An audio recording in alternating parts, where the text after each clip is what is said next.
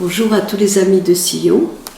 Nous allons donc explorer aujourd'hui les lectures de ce dimanche. Et je voudrais dire d'abord que je vois comme lien entre la première lecture du livre des rois et l'évangile, le prophète Élie. Pourquoi ? Pas seulement parce qu'il semble que la résurrection de la veuve, du fils de la veuve de Nabil, semble calquée sur la résurrection du fils de la veuve de Sarepta. En effet, il y a deux veuves, deux fils uniques qui meurent et qui sont rendus à la vie. Et puis cette note touchante de part et d'autre, Élie le remit à sa mère et de même Jésus le rendit à sa mère.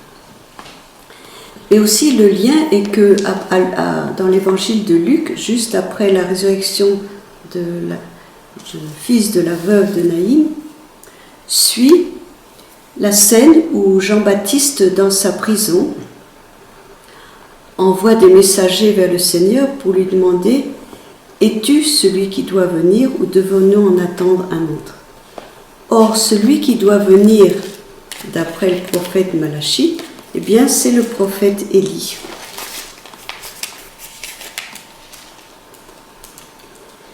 La fin du prophète Malachie. Voici que je vais vous envoyer Élie le prophète avant que ne vienne le jour du Seigneur, jour grand et redoutable. Il ramènera le cœur des pères vers leurs fils et celui des fils vers leurs pères.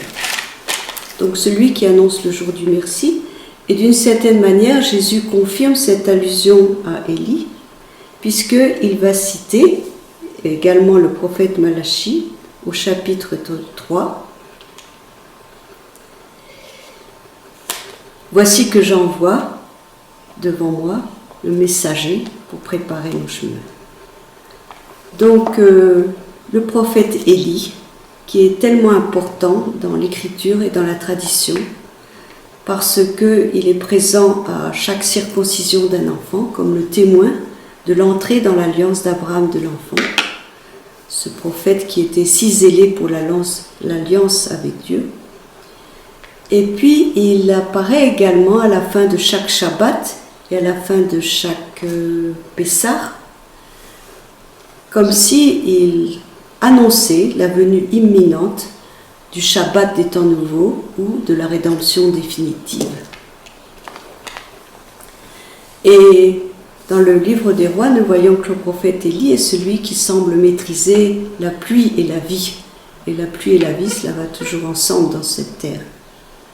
Or, il y a une tradition juive qui dit que 3 clés ont été remises, ou plutôt sont dans la main de Dieu, qui n'ont pas été remises dans la main des hommes.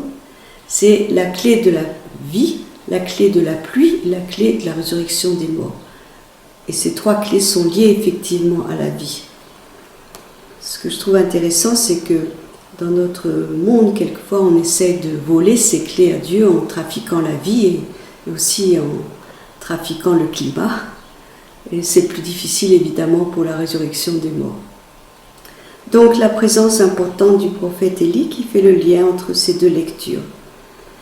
Et dans ce sens, on peut dire que Jean-Baptiste est Élie, parce que Jean-Baptiste n'est pas une réincarnation d'Élie, mais il est celui qui accomplit la mission d'Élie en annonçant de près la venue du Seigneur, la venue du Messie. Donc voilà pour l'Évangile et le premier livre des rois.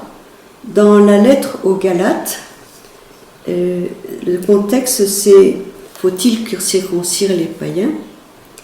Or, il y a eu le concile de Jérusalem avec la décision de ne pas imposer aux païens certaines traditions du judaïsme et, entre autres, ne pas leur imposer la circoncision. Alors, Paul essaie de se justifier. Non pas parce que il n'aurait pas tellement besoin de se justifier. Au fond, son raisonnement est celui-ci. Il est juif, et même plus juif que tous. Il nous dit qu'il était plus versé dans la Torah, dans commandements dans la science du judaïsme que même tous ses frères. Donc il n'est pas question pour lui de relativiser la circoncision. L'entrée dans l'alliance est fort importante. Mais les païens ont-ils besoin de la circoncision? Les païens ont été greffés sur le peuple juif, sur le peuple d'Israël, par Jésus-Christ. Or, par Jésus-Christ juif et lui-même circoncis, et lui-même, comme homme, entré dans l'alliance de ses pères, l'alliance d'Abraham.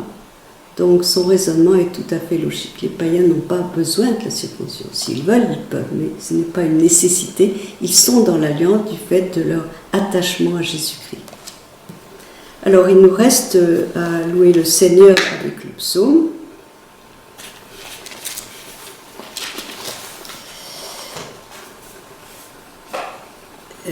Justement, ce Seigneur qui fait revivre.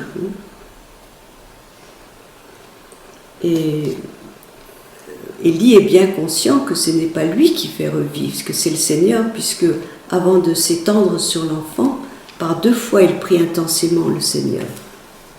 Donc ce Seigneur qui fait revivre, qui fait remonter de l'abîme, qui change les pleurs en joie, qui change la poussière en une occasion de rendre grâce, et puis qui change le deuil en danse, et les habits et les sacs, son sac de deuil en signe de fête, en habit de fête. Alors rendons grâce au Seigneur une fois de plus pour la densité de ces lectures, qui chacune à leur manière nous parle de la vie.